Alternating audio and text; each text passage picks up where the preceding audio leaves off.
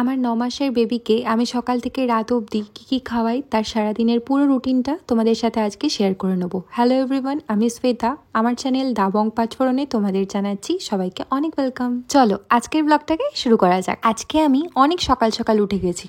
তার মানে এই না যে 6টা 7টা, আমার সকাল মানে ওই 8টা 8:30 হয়। দেব যখন অফিসে যায় তখন আমাকে বাধ্য হয়ে 7টা 7:30টার সময় উঠতে হয় বই কি তাকে ব্রেকফাস্ট করে দেওয়ার জন্য, কিন্তু এখানে সেই ঝামেলা নেই কারণ এখন আমি কলকাতায় আছি আর সেই জন্য 8টা 8:30টাই মানেই আমার কাছে এখন সকাল। আর তারপর তো এখন মানে ধীরে ধীরে শীত ঢুকতে শুরু করে দিয়েছে, তো চট করে চলে গেলাম ছাদে কারণ মাম্মাম এখন ওঠেনি আর উঠলেও তো নিচে মামনি আছে, তো ভালো করেই দেখে নিতে পারবে। আমি চলে গেলাম ছাদে, একটু চুলটা ঝেড়ে নিলাম, একটু ব্রাশ করে নিলাম আর একটু শীতের আবহাওয়াটাও দেখে নিচ্ছিলাম। চুল ছাড়ানো হয়ে গেছে, চলো নিচে যাই। নিচে গিয়ে দেখলাম মামনির কোলে আমার মাম্মাম বসে আছে। মামনি অ্যাপ্রেস খাচ্ছে আর ও তো বিস্কুট দিয়ে খেলছে। তোমরা কেউ ভেবো না ও বিস্কুটটা খাচ্ছে, ও কিন্তু বিস্কুটটা জাস্ট ভেঙে ভেঙে করছে, মানে মুখে তো সেরকম ভাবে ও খাবার নিতে পারে না, তাই টেনশন করো না। আজকে বৃহস্পতিবার ছিল তাই মামনি বলল ওপরের দুটো চাদর আর নিচের চাদরগুলো একটু চেঞ্জ করে দে, তো আমিও সেই কথা মতো চাদরগুলো চেঞ্জ করে নিই। সকালবেলাতে উঠে মাহিকে কিন্তু একবার আমি ব্রেস্ট ফিডিং করিয়ে দিয়েছি কারণ ও ঘুম থেকে ওঠার সঙ্গে সঙ্গেই ওকে আমাকে একবার অন্তত ব্রেস্ট ফিডিং করাতেই হয়, না হলে ম্যাডামের ঘুম ভাঙে না। মানে ওই 9টা নাগাদ মাহিকে ব্রেস্ট ফিডিং করিয়েছি। এবার ব্রেস্ট ফিডিং করার সঙ্গে সঙ্গে তো মাহিকে খেতে দেওয়া যাবে না, তাহলে ওর যেহেতু পেটে খিদে নেই তাই ও সলিডটা কিন্তু খেতে চাইবে না, তাই একটু টাইম গ্যাপ দিয়ে আমি খাওয়াবো। এখন এই ফাঁকে আমি ঘরের মধ্যে যেদিকে এদিক ওদিক জামা কাপড়গুলো হয়ে আছে সেগুলোকে একটু গুছিয়ে নিচ্ছি। আর এসব করতে করতে দেখো অলমোস্ট 9:30 কি 9:45 মতন বেজে গেছে। তো আমি এখানে মাহিকে সেরেল্যাক খাওয়াচ্ছি। সেরেল্যাক বলতে আমি আজকে খাওয়াচ্ছি নেসলের যে অ্যাপেল ওয়েট চেরি সেরেল্যাকটা পাওয়া যায়, এটার মধ্যে গম আছে, আপেল আছে আর চেরি ফল আছে। এইটা দিয়ে একটা বাজারেই নেসলে সেরেলাক পাওয়া যায়, এটাই আমি এখন মাহিকে খাওয়াচ্ছি, ডেলি হিসেবে নয়। যেদিন যেদিন আমি মাহিকে আপেল কলা সেদ্ধ খাওয়াতে পারি না সেদিনকে আমি ওকে এটা খাওয়াই। মাম্মাম মাম্মাম মাম্মাম মাম্মাম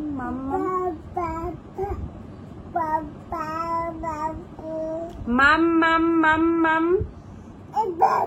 ব্যাস, মা মেয়েতে লড়াই শুরু হয়ে গেল। ও কিছুতেই মাম্মাম বলবে না আর ওকে আমি মাম্মাম বলাতেই থাকবো। আর ওকে যতক্ষণ না মাম্মাম বলবে আমার যেন ঠিক রেহাই হচ্ছে না। ওকে মাম্মাম বলতে বলছি, ও উল্টে আরো জোরে জোরে পাপা পাপা পাপা বলতে থাকছে। আর আমার তত রাগ হচ্ছে, কিন্তু আমি সেটা শো করছি না। এটা একটা দুষ্টু মিষ্টি ঝগড়া বলতে পারো। এই ভিডিওটাই যখন আমি শর্টসে পোস্ট করেছিলাম অনেকে আমাকে লিখেছো আমার মেয়েও এরকম করে, আমার ভিডিও এরকম তোলা আছে।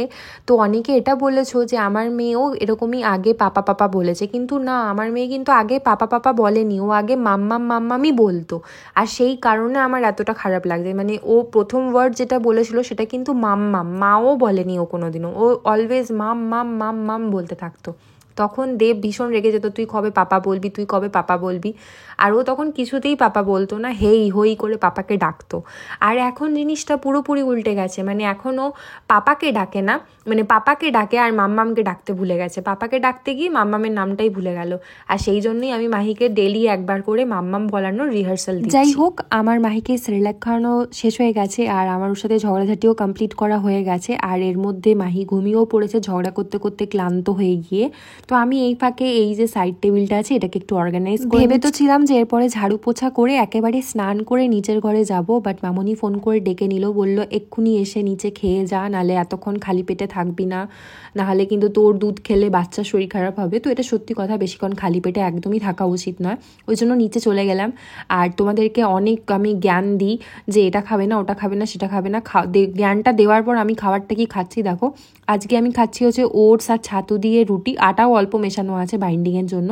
আর এর সাথে আমি খাচ্ছি 1 গ্লাস দুধ আর তার সাথে খাচ্ছি হচ্ছে মিষ্টি দই। তাহলে তোমরাই বলো এর থেকে তোমরা কি জ্ঞান পেলে? মোরাল অফ দ্য স্টোরি হলো যেটাই তোমরা ভিডিওতে দেখছো সেটা কিন্তু একদম সত্যি নয়, একদমই তাই। আমি কিন্তু মিষ্টি টুকটাক খেতেই থাকি, মানে মিষ্টি না খেলে আমি পারি না।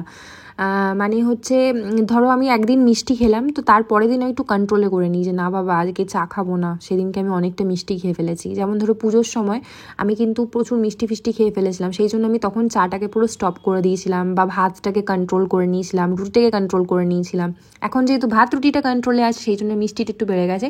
যাই হোক, ওজন এখন মোটামুটি আমার 71 কেজিই আছে। খাওয়া দাওয়া হয়ে গেছে, ওপরে এসে ঝাড়ু পোছা করে নিয়ে একদম সুন্দর করে স্নান করে নিয়েছি। আর এতক্ষণে মাহি ঘুমো হচ্ছে মাহি ঘুম থেকে উঠে গেলে ওকে ঠাম্মু নালে তাতু কেউ একজন দেখতো। তাতু মানে হচ্ছে আমার শ্বশুরমশাই মানে বাপি, আর মাম্মামের হচ্ছে ঠাকুরদা। এবার আমি নিজের বেসিক স্কিন কেয়ার করে নিচ্ছি, যেমন টোনার, ময়েশ্চারাইজার আর তারপরে হচ্ছে সানস্ক্রিন তোমরা জিজ্ঞেস করো আমি কিসের ইউজ করি, আমি অ্যাকোয়ালজিকা সানস্ক্রিন ইউজ করি। এরপর মাহি ঘুম থেকে উঠে গেছে, আর এটা মাহি 3rd টাইম খাওয়া হচ্ছে, মানে প্রথমে যে সেরেলাক খেলো, তারপরে মাহিকে আমি খাইয়েছিলাম হচ্ছে ডাবের জলটা মাহি ডেলি মোটামুটি খায়, হয় মাহি ডাবের জল খায়, আর না হলে মাহি মৌসম্বির রস খায়, না হলে মাহি বেদানার রস খায়। এই 3টের মধ্যে যে কোনো একটা। বেদানাটা কম দেওয়ার চেষ্টা করি, কারণ বেদানা খেলে পটিটা একটু শক্ত হয়ে যায় মাহির, সেই কারণে আমি বেদানাটা কম দেওয়ার চেষ্টা করি। এখনও ঘুম থেকে উঠে গেছে, মানে ডাবের জলটা খাওয়ার পরও ঘুমিয়ে গেছিলো, তারপর আবার ঘুম থেকে উঠে ওকে এখন একটা কলা খাওয়ালাম, ছোট্ট একটা কাঁঠালি কলা। আর এরপর কিছুক্ষণ রেস্ট দেওয়ার পর ওকে আমি একটু বডিটাকে তেল মালিশ করে দিচ্ছি। আমি এখানে হিমালয়ার যে অলিভ অয়েল আছে সেটা ইউজ করছি। মামামের একটা ভিডিও অনেক ভাইরাল হয়েছিল, যে চুল বাঁধার ভিডিওটা একটু বেশি ভাইরাল হয়ে গেছিলো ওটা। তো ওটাতে তোমরা অনেকেই আমাকে জিজ্ঞেস করেছিলে যে মামামের চুল কি করে ঠিক করলে। আমি ছোটোবেলাতে ওকে ইয়ার্কি মেরে বলতাম তুই তো টাল্লু মানে টাকলু, তোর মাথায় চুল অতটাও ছিল না আর কি। আর সেম ওয়ে আমার যখন আমি ছোটো ছিলাম আমার একদম চুল ছিল না, একদম ওর মতনই দেখতে ছিল আমাকে, মানে আমি নিজের ছবি দেখে যা বুঝেছি। তো আমি ওকে যেটা করি সেটা হচ্ছে যে তেলটাই ওকে গায়ে মাখাই, যেমন আগে ভিরকোকো মাখাতাম, এখন হচ্ছে অলিভ অয়েল মাখাচ্ছি, সেই তেলটাই সেম ওয়েতে একদম চাম্পি যেমন সুন্দর করে করে একদম আস্তে আস্তে করে আমি মাথায় তেল মাখাই আর মুখে তেল মাখাই। যেমন দেখো তেল মাখাতে মাখাতে আবার ওর ঘুম পেয়ে গেছে, এত সুন্দর ওকে তেল মালিশ করা হয় যে ওর সঙ্গে সঙ্গে আবার ঘুম পেয়ে যায়। এরপর ওকে ওয়ার্ম ওয়াটারে স্নান করিয়ে দিচ্ছি।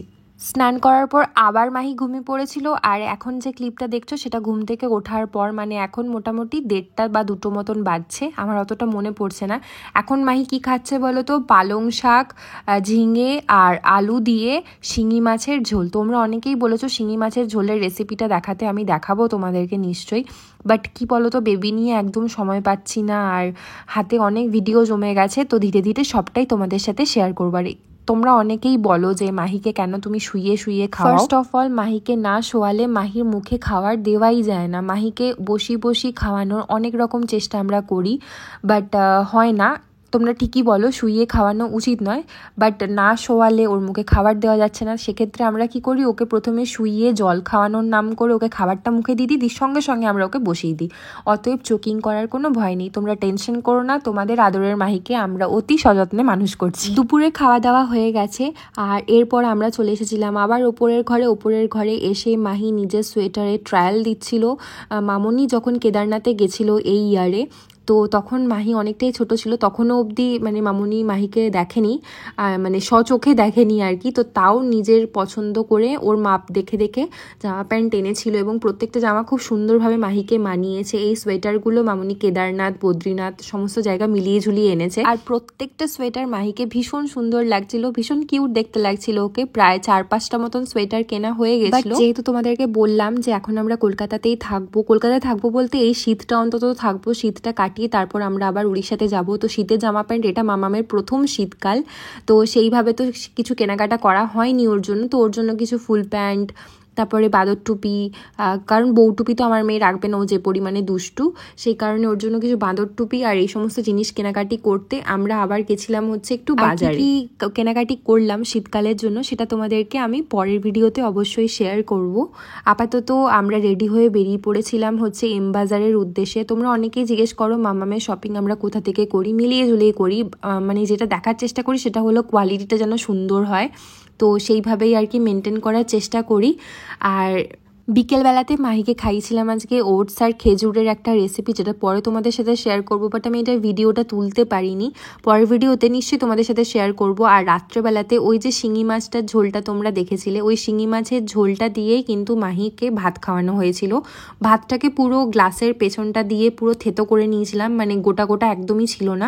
আগে মিক্সি ইউজ করতাম, বাট এখন আর মিক্সিটাকে আমি ইউজ করা বন্ধ করে দিয়েছি, কারণ বুঝলাম যে মিক্সিতে ফাইবারটা পুরোপুরি নষ্ট হয়ে যায়, তাই জন্য আমি আর মিক্সারটা ইউজ করি না।